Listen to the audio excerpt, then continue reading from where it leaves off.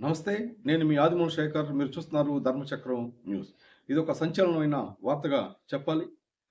Konaseema medical college, అలాగే Visvabharati medical కాలేజీలో కొత్తగా వచ్చిన సీట్లు భర్తీకి సంబంధించి మళ్ళీ కౌన్సెలింగ్ జరగబోతా ఉంది.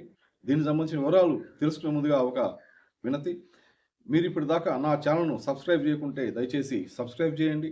ఎంబీబీఎస్, నీట్ అడ్మిషన్‌లు సంబంధించిన వివరాలు వివరంగా తెలుసుకోవాలంటే ఈ ఛానల్‌ను సబ్స్క్రైబ్ చేయండి. అలాగే నా వీడియోలు నచ్చితే లైక్ చేయండి, 10 మందికి షేర్ చేయండి. ఇక అసలు విషయంలోకి వస్తే, మెడికల్ కౌన్సిలింగ్ ముగిసిన తర్వాత కోనసీమ మెడికల్ కాలేజీకి, అలాగే విశ్వభారతి మెడికల్ కాలేజీకి కొత్తగా సీట్లు మంజూరైన సంగతి తెలుసు. కోనసీమకు 50 సీట్లు వచ్చినాయి, విశ్వభారతికి 100 సీట్లు వచ్చాయి. అందులో కన్వీనర్ కోటా కింద కోనసీమలో 25 సీట్లు, విశ్వభారతిలో 50 సీట్లను ఎన్టీఆర్ హెల్త్ యూనివర్సిటీ భర్తీ చేసింది. అయితే ఈ సీట్లు భర్తీ చేసేటప్పుడు అప్పటికే సీట్లు పొందిన, అంటే బీడీఎస్‌లో కావచ్చు, లేదా ఎంబీబీఎస్ మేనేజ్మెంట్ కోటాలో కావచ్చు, సీట్లు పొందిన వారిని పరిగణలోకి తీసుకోలేదు. వాళ్ళని పక్కన పెడేసి మిగతా ఎక్కడా సీటు రాని వారిని మాత్రమే పరిగణనలో తీసుకొని సీట్లు కేటాయించింది. దీనిపైన కొందరు విద్యార్థులు అభ్యంతరం వ్యక్తం చేస్తా హైకోర్టుని ఆశ్రయించారు.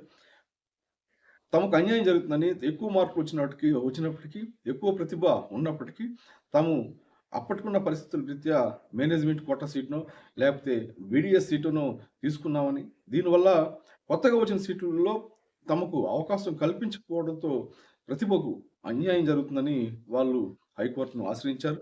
దీనిపైన నిన్న హైకోర్టు విచారణ జరిపి ఖచ్చితంగా అలా చేయడం తప్పని ప్రాథమికంగానే చెప్పేసింది. ప్రాథమికంగా కోర్టు ఏం చెప్పిందంటే, ఎన్టీఆర్ హెల్త్ యూనివర్సిటీ చేసింది సరైంది కాదని తప్పుపట్టింది.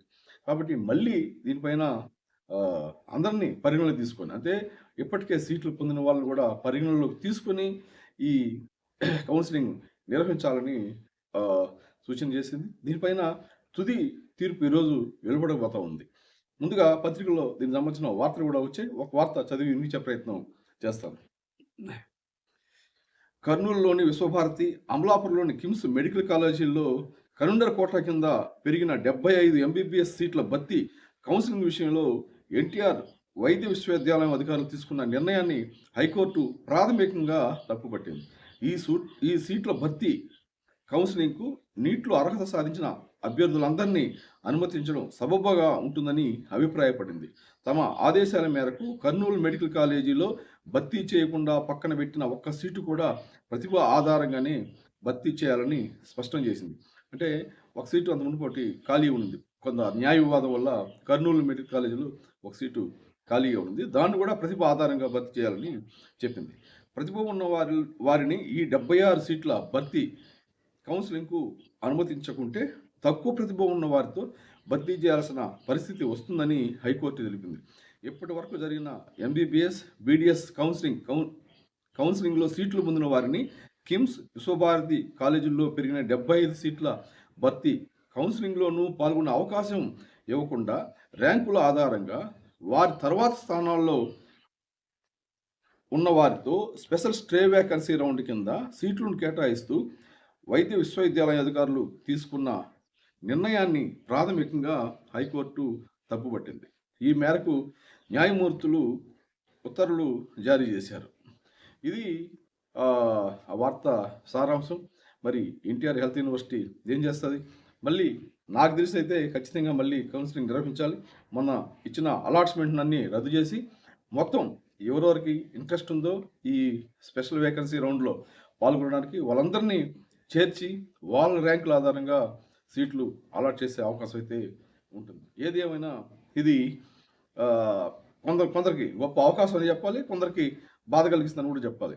మొన్న అలాట్మెంట్లో సీట్లు పొందిన వారు కొందరు సీట్లు కోల్పోవచ్చు. అలాగే ఎంబీబీఎస్ లేకపోతే బీడీఎస్ మేనేజ్మెంట్ కోటాను చేరిన వాళ్ళకి ఇప్పుడు కొత్తగా అవకాశం వచ్చే అవకాశం అయితే ఉంది. ఇది వాళ్ళకి గొప్ప అవకాశంగా కూడా చెప్పాలి. ఏది ఏమైనా హైకోర్టు జోక్యం సబబుగా, హైకోర్టు నిర్ణయం చాలా సముచితంగా, న్యాయబద్ధంగా ఉందనే చెప్పాలి. నమస్తే.